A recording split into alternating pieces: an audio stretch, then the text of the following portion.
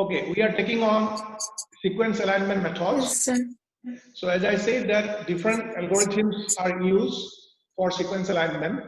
Algorithms are defined as the set of rules to be followed for calculating something, for solving problems in material sciences. So it may be used in mathematics, it may be used in other physical sciences, it may be also used in computer science.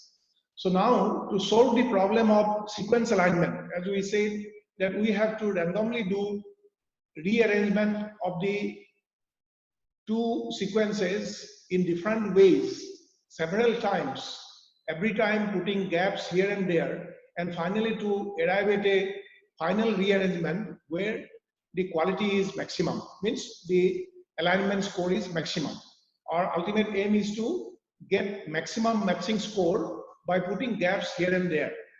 So that can be done by computer several times randomly, but to minimize the time required for calculating the best alignment, we need to follow certain rules.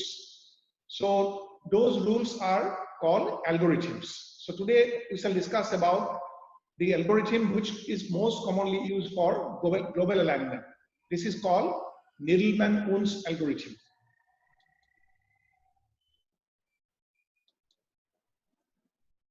You see, for doing this understanding of this algorithm, how the calculation is made by the computer and how it arranges the nucleotide sequences for aligning them or for comparing them, we need to go through a process of calculation. So for that, we shall use a graphical design like this, where there will be several square boxes like a graph paper.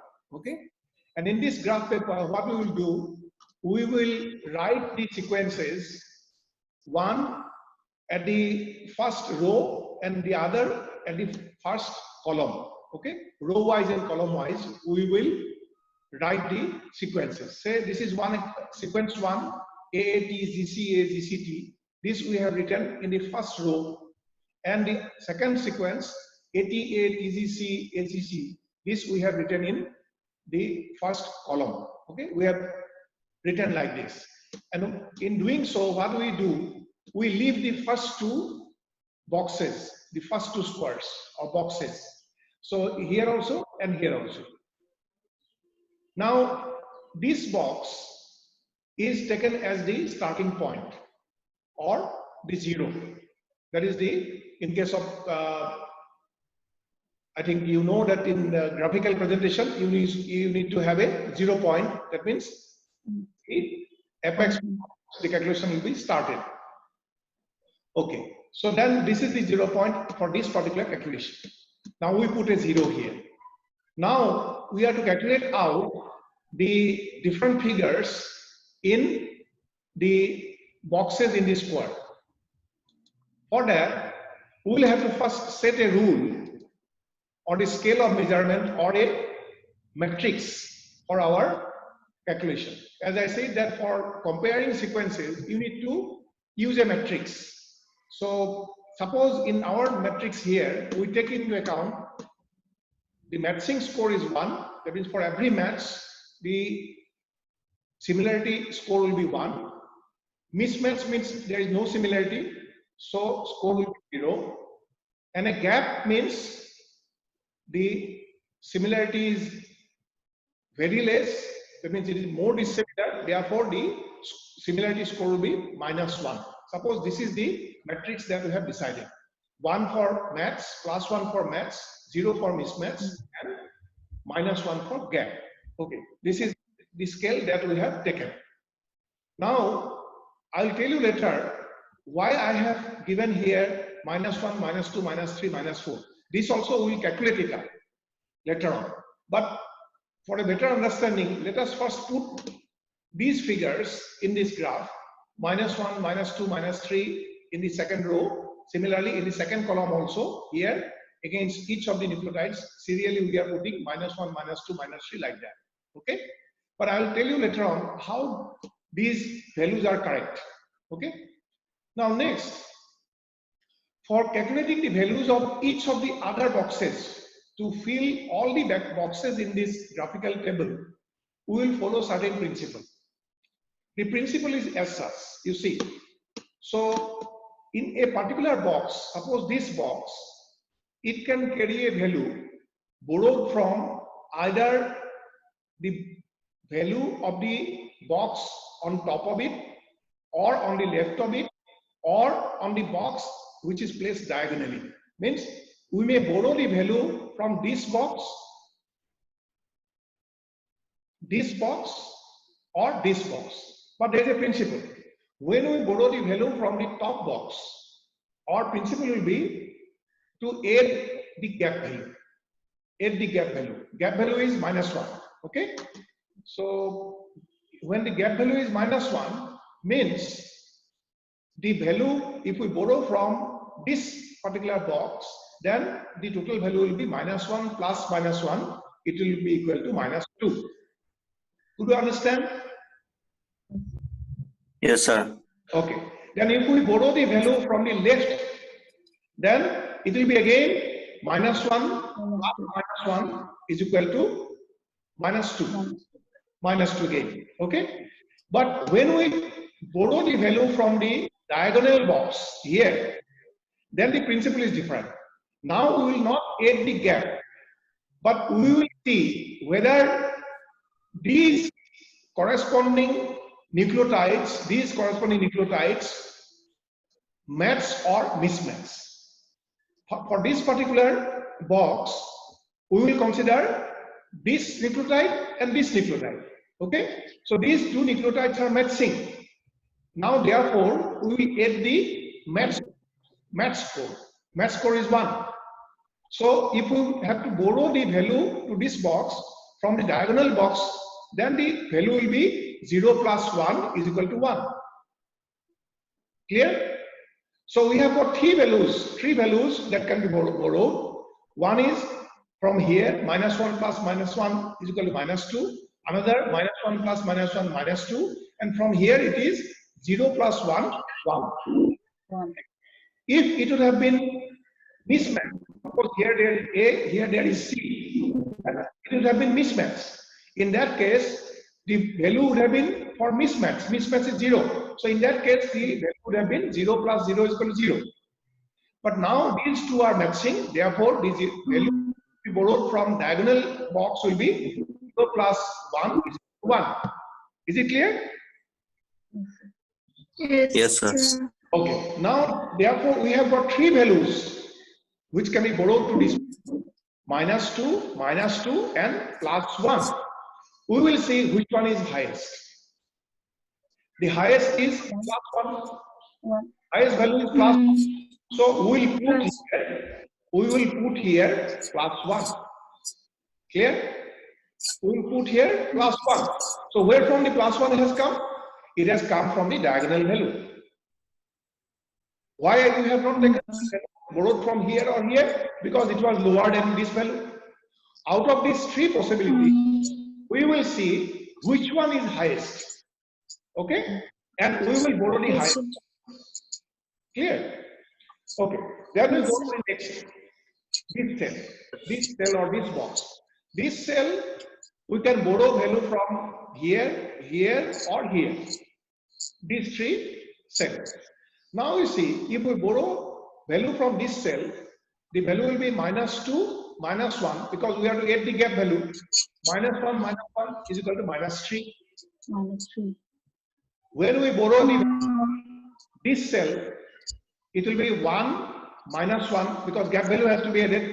So 1 -1 will be equal to 0. Is it clear? And when we borrow it from the diagonal, then it will be -1. Yeah? Is it clear? Oh, okay. Sir, Okay. So you see, if you want to borrow the value from the upper cell, it will be -2, -1, because in this principle we have to get the gap value. -1, -1, so it will be -3. If we borrow from this cell, it will be 1 -1 is equal to 0, because we have to get the gap value on principle. If we borrow from this diagonal cell, this is the diagonal cell for this cell. If we want to borrow it from the diagonal cell, then we are to add match or mismatch. But here it is a match.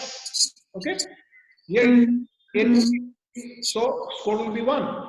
So minus 1 plus equal to 0.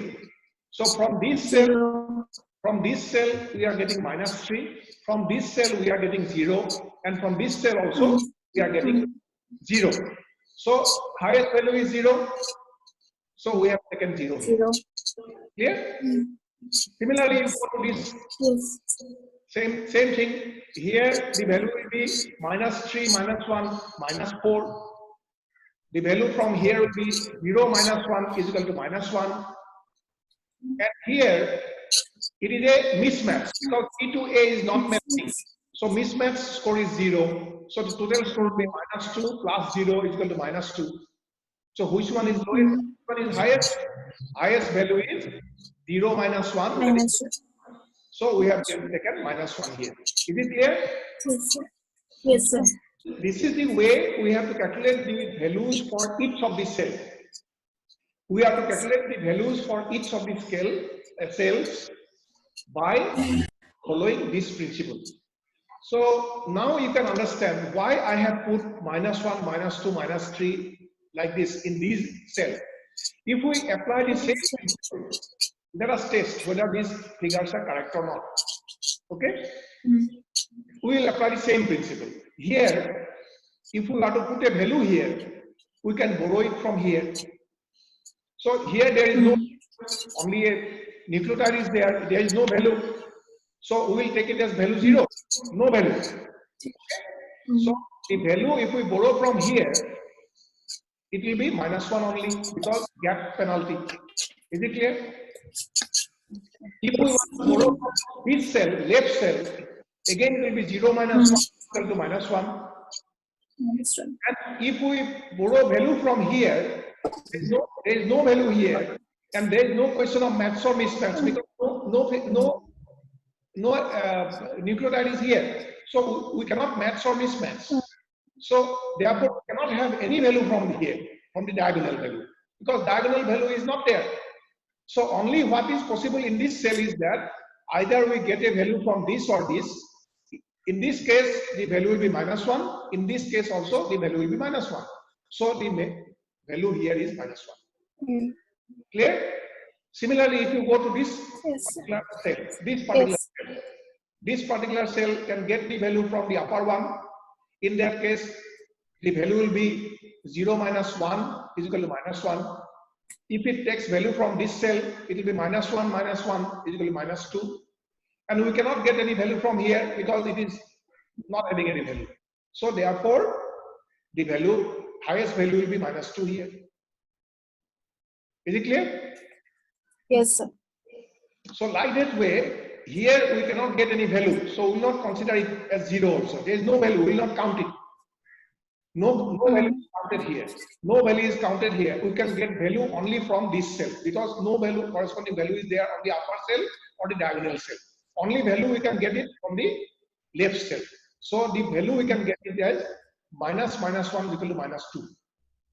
Clear? So let's similarly say this cell, where from it has got minus 8. We cannot get a value from this cell because there is no value. We cannot get a value from this cell, there is no value. We can get this value from this cell, so it will be minus 7 minus 1 is equal to minus 8. So if you test here also the same thing will happen. Suppose here we are testing in this cell, what is happening? In this cell, what is happening? We cannot take value from here, there is no value. We cannot take value from here, no value. We can take value only from the upper cell. Upper cell is minus 4. And the gap penalty is minus 1. So minus 1 minus 4 is equal to minus 5. Okay? So all these are therefore also deducted by the same process, reduced by the same process. They are found out by the same process. So same principle is followed. Okay? So by following the same principle now, you can find out the values, calculate the values of each of these cells, and you have to fill up the entire graph. Okay? So graph will look like this. If you follow the same principle and calculate the values for each of the cells, it will serially you have to do it. You have to fill up the gaps serially. Yes, You cannot jump. Unless you get the value for this cell, you cannot calculate value for this cell. Unless you get the value for all the cells on the upper cell, left cell, and the diagonal cell, you cannot get the value for one cell. Okay? To calculate the value for any cell, you have to calculate first the value for the upper cell, left cell, and the diagonal cell. Okay? So by following that principle, you can now fill up the values for each of these cells in this particular graph. Will you be able to do that? So then, will you be able yes, to? sir. Yes, sir. Yes, sir. Okay, by that way, I have calculated the values for each of the cells here. So this task is done. This task is done. Our next task will be now to go to the last cell. Okay? In the last cell, we will go to the bottom row and bottom column, and the last column and the bottommost row, and go to the last cell and see the value. What is this? The value is 6. Okay? Now we will start looking for the value from which this value in the last cell is derived. Now it is 6. Okay? This 6 value, where from it is derived, we will find out. If we calculate this 6 value from this cell, is it possible? If we found out or borrowed the cell, a value of this cell from this cell, the value should have been 4 minus 1 is equal to 3. 3. If we would have borrowed from this cell, the value would have been 7 minus 1 is equal to 6. Okay. But if we have borrowed from this cell, then the value would have been 5 plus mismatch score, because P and C are not matching. 0. So it would have been 5 plus 0 equal to 5. 0. 5. 5. So 6 we have not derived from this cell. We have not derived from this cell, but we are sure that it was derived from this cell. So we have to put an arrow here to show the path. To show the path from where we have derived this particular value. Okay? So we have linked 6 to its origin 7. Then we will proceed further. Now we will try to link the 7 with its origin. Now if we calculate the value 7 from this cell, it would have been 5 minus 1 is equal to 4. From here it would have been 4. But from here, if we derive, it is 6 plus 1 is equal to 7. Matching, C to C matching. C to C matching, so there will be 6 plus 1 is equal to 7. So that means we are sure that the origin of 7 is 6. So we have put a arrow here. Clear? Now, similarly, we have found out the origin of all these figures and we found out the path. Okay?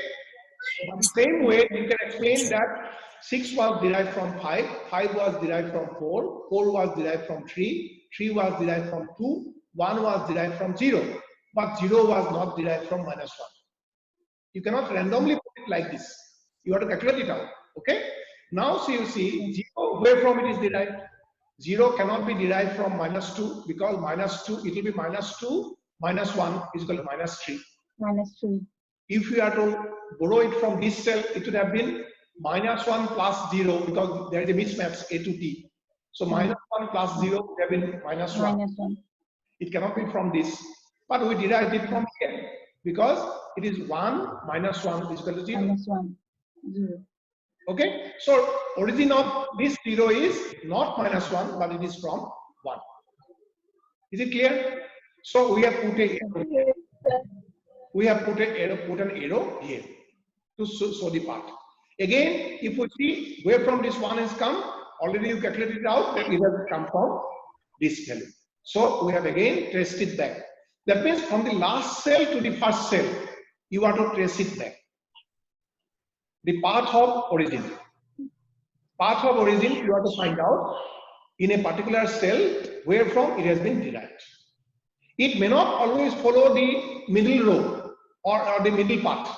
It may be somewhere else, here. You should not think that it will always appear in the diagonal manner only. It may appear haphazardly, anywhere, graph. Okay? But in our circumstances, when we take into account these two sequences, it is arising like this. So only thing is that what we are doing, we are coming to the last cell, then trying to find out the last cell value to its origin, and then going back to the original cell by finding out the path. So this we have done. We have found these arrows. So up till now it is clear to you? Yes, sir. Yes, sir. Now what we will do, we will take these arrows and place them in a linear way. I am just drawing these arrows in a linear way here. Here there is a horizontal arrow that is pointing towards left. You are always to put the direction as it is. Direction you cannot change. Okay? Only thing is that we are bringing these arrows to a linear position. Okay? We will start from the last one, not from the first one. Last one is a horizontal arrow directing towards left. Okay? We have put it like that. Second one is a diagonal arrow. Third one is diagonal like this. All these are diagonal arrows. We have put these 1, 2, 3, 4, 5, 6. So 1, 2, 3, 4, 5, 6. 1, 2, 3, 4, 5, 6, 7. Okay, 7 arrows. Oh, sorry, the mistake I have made. It should have been 7. Okay, 1, 2, 3, 4, 5, 6, 7. You have to correct it. Okay. Suppose there are 7. Let us think it as 7. So it should have been 7 actually. I have made this mistake. So there are 7 diagonal arrows. Then there is a vertical arrow. One vertical arrow pointing towards upper cell. So towards upper cell which is pointing. Then again there is a diagonal arrow. Just what we have done, we have brought these arrows here. Okay, nothing we have done, only we have brought these arrows. Now we will start aligning them. Suppose the situation is like this, because I have made a mistake here. Don't consider that. Suppose we have made it 7. So what we will do, I will edit later on, but it will not make any differences because we have taken into consideration here 7 diagonal arrows are there. That's why there is no difference. So what we will do now, we will go to these arrows. First of all, consider to the rightmost arrow. First one is a arrow which is horizontally placed, directing towards left. So when there is a horizontal arrow directing towards left, that means we are to put a gap on the 10 minutes more. Okay, no problem. So directing towards left. So that means we will understand that our value is derived from the left cell. Clear? So the left cell is on the second sequence. Left cell is from a second sequence. Right is from a first sequence. Okay? First sequence is placed row wise. Second sequence is placed the column wise. So when it is pointing towards left, means it is pointing towards the second sequence. Okay? So in the second sequence, we will put a gap. Is it clear? Because it is pointing towards second sequence, we will put a gap in the second sequence, and we will take the first alphabet from the first sequence. Okay? We have taken P from the first sequence, place it here, and in the second sequence, we will not take any letter, we will simply take a gap. Clear? Then second one is a diagonal arrow. A diagonal arrow is indicate that we will take one alphabet as it is, next alphabet from both the sequences. Next alphabet from the first sequence is C, that we have taken, and next alphabet from the second sequence is C. Clear? Because earlier we have not taken any sequence, any nucleotide from here. So second nucleotide here will be C. Is it clear? Yes, sir. Okay. Yes, sir. Then the third arrow. Third arrow again, it is a diagonal arrow. So we will take the next alphabet from the first sequence Z, and the next alphabet from the second sequence Z. This is next because earlier we took only this one. So this is next. So similarly, next is also diagonal. Again, we will take A from here, A from here. Again diagonal, C from here, C from here. Sorry. C from here, C from here. Again, there is a diagonal. So Z from here, Z from here. Again, there is another diagonal arrow. So T and T from both. Again, another diagonal A and A for both. So 7 diagonals are completed. So 1, 2, 3, 4, 5, 6, 7. Okay, all are placed up to 8. 1, 2, 3, 4, 5, 6, 7. Although I have written here 6, but actually there are 7. Okay, so 7 diagonals have been completed. So up to this A, all 7 diagonals are completed. Now next is a vertical arrow pointing towards the first sequence. Vertical arrow pointing towards first sequence. So what we will do? We will put a gap in the first sequence. Gap in the first sequence. Yeah. Okay. This time we will put a gap in the first sequence, not any second, because it is pointing towards the first sequence. So here we have put a gap. And in the second sequence, we will keep the next nucleotide. So next nucleotide is C, we will put here. Again, there is an arrow. There is an arrow, diagonal arrow. So we will take one alphabet each from sequence 1 and sequence 2. So alphabets are A and A. Clear?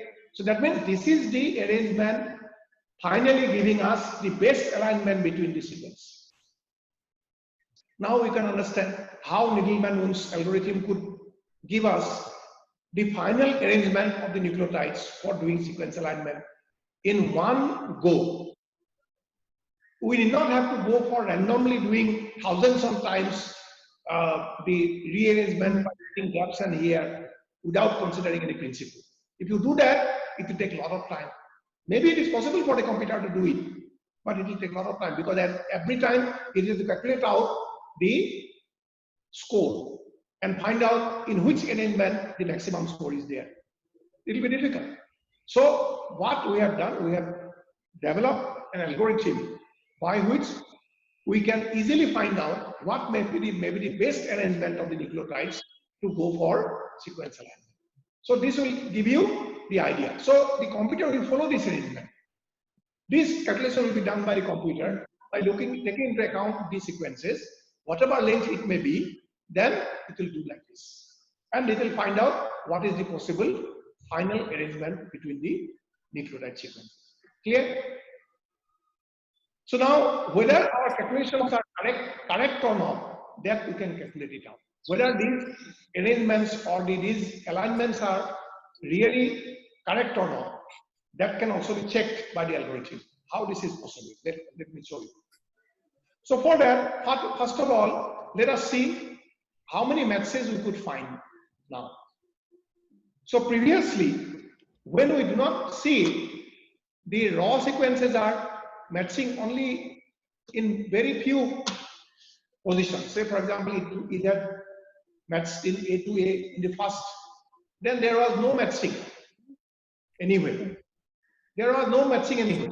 Only in one there was a match. Okay? This is not the sequence alignment. But after the sequence alignment done by this process, you see that there are so many matches. It has maximized the matching score. Is it clear? So how many matches are there? Except for two locations. Except for two locations where there are two gaps. In other places there are matches only. No mismatch even. No mismatch even there. Okay? All are matching. Only in two positions there are gaps. These represent the frame-seq mutation that we already know. This represents the frame-seq mutation. So now we can easily explain about the dissimilarity between these two sequences. Now we can calculate it out. What is the final score? Now for each match we have put 1. There are how many matches? Perpendicular lines are 8. So matching score will be 8. There are no mismatches, so score will be 0. There are 2 insertion deletions, and therefore the score will be 2 into minus 2 minus 1. 2 into minus 1 is equal to minus 2. It should be minus 2. Sorry, I have put 2. It should be minus 2. Okay? It will be minus 2. So what will be the total score of this alignment? 8 into 1 plus 0 plus 2 into minus 1 is equal to 8 minus 2 equal to 6. Total score of alignment. Now you go back to the previous table. You see the total score is equivalent to the value of the last So to be perfect, if our calculation is perfect, always you will arrive at this particular figure. The total score of alignment should be always equal to the value in the last cell where you have found out the path. Okay? If you find that it is coming to equal, then you will understand that yes, our calculation is correct. So this algorithm not only gives you the best sequence alignment and the total score, but also it will give you a check or verification for your calculation. When it is perfect, then always the total score will be equal to the value in the last cell. So this is called Needleman-Wunsch algorithm. Now in the next class we will discuss about the Schmidt-Waterman algorithm.